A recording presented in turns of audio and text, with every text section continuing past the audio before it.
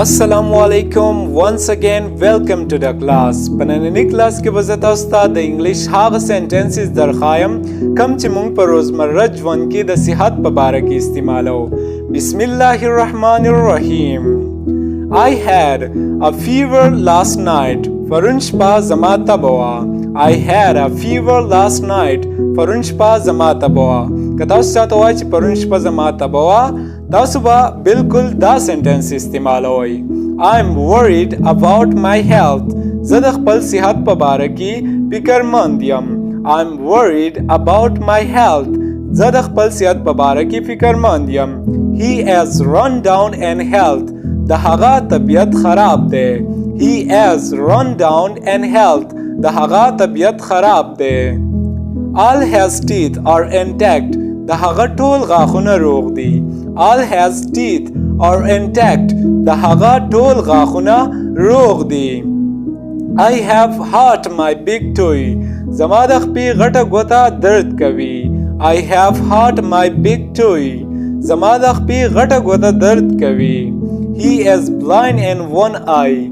هغه په یوه سترګه ړوند دی. He is blind in one eye.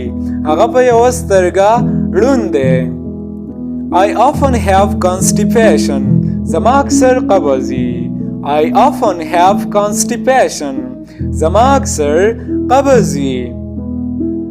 My stomach is upset. زما معده خرابه ده. My stomach is upset. زما معده خرابه ده. که تاسو چاته وایئ چې زما معده خرابه ده، تاسو به دا سنټنس استعمالوئ. Press my head gently.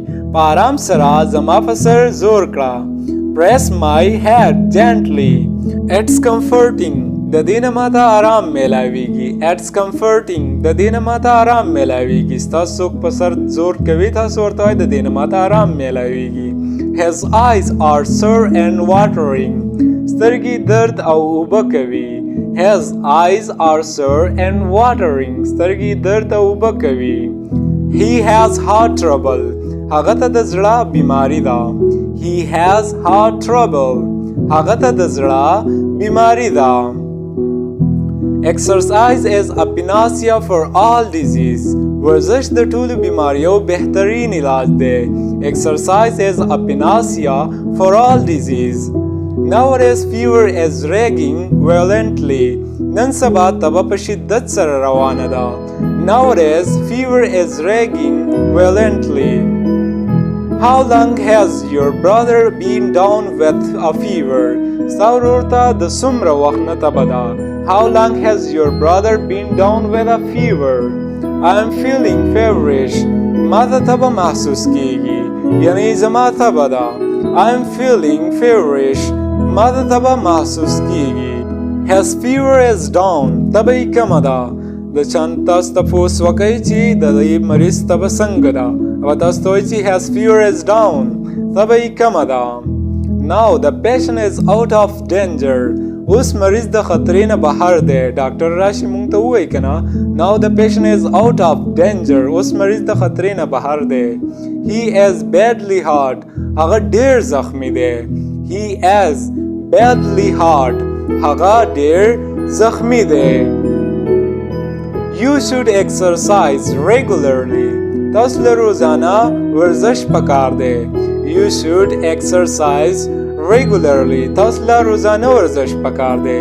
Happiness is the best tonic for health. د صحت لپاره خوشحالي ښه څیز دی. Happiness is the best tonic for health. She is trying to reduce her weight. هغه هڅه کوي چې خپل وزن کم کړي. She is trying to reduce her weight. He is not feeling well. هغه ښه نه دی. He is not feeling well. هغه ښه نه دی. موږ د چا نه تپوس وکړي چې هغه څنګه دی، موږ ته په جواب کې ووایي یا ښه دی یا نه دی. He is a healthy child. هغه یو روغ ماشوم دی. He is a healthy child. هغه یو روغ ماشوم دی. Allah give you a health and wealth. الله دې روغ صحت او مال درکړي. Allah give you a health and wealth. الله دې روغ صحت او مال درکړي. I will try to teach you English like a kid. زه به هڅه کوم چې تاسو ته انګلیش بالکل د ماشومانو په شانتي وښیم. که تاسو زموږ یوټیوب چینل نوی سبسکرایب کړئ زموږ یوټیوب چینل سبسکرایب کړئ. Thanks for watching the video.